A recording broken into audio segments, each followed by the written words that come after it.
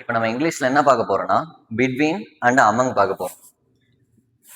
சரி, நம்ம ஜென்ரலா பிட்வீன் அண்ட் அமங் டிஃப்ரெண்ட் என்ன பார்த்துருப்போம்னா, பிட்வீன்னா 2 person, அமங்னா மோர் தென் 2 person பார்த்துருக்கோமா. இப்போ ஃபர்ஸ்ட் சென்டென்ஸ் பார்ப்போம். The teacher sat between 2 students, ரெண்டு பேருக்கு நடுவில் டீச்சர் வந்து உட்காந்துருக்காங்கன்னு சொல்றாங்க. இதுவே second sentence, he is popular among his classmates. கிளாஸ்மேட்ஸ்னு ப்ளூரல் போட்டிருக்காங்க, நிறைய கிளாஸ்மேட் இருக்கலாம். ஸோ நான் இங்க அமங் யூஸ் பண்ணிடுறேன்.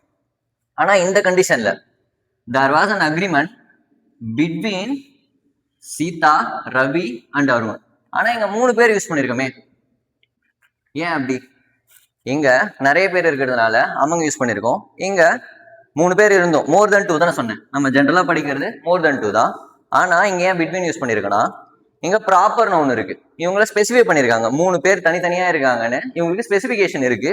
ஸோ நான் இங்க பிட்வீன் யூஸ் பண்ணுவேன். அதே தான் ஃபோர்த் சென்டென்ஸ்லயும், there is an agreement between 4 countries. மொத்தமா 4 countries இருக்கு. 4 countries இருக்கிறதுனால இங்க ஸ்பெசிஃபை பண்ணதுனால ஸோ நான் இங்க பிட்வீன் யூஸ் பண்றேன். அப்ப பிட்வீன்னா 2 personsக்கு மட்டும் இல்ல, 2 person ஆர் திங்ஸுக்கு மட்டும் இல்ல, மோர் தென் 2 வந்தாலும் ஸ்பெசிஃபை பண்ணி இருந்தா நம்ம பிட்வீன் தான் யூஸ் பண்ணுவோம். ஸ்பெசிஃபை பண்ணலைன்னா நம்ம அமங் யூஸ் பண்ணுவோம். தேங்க்யூ.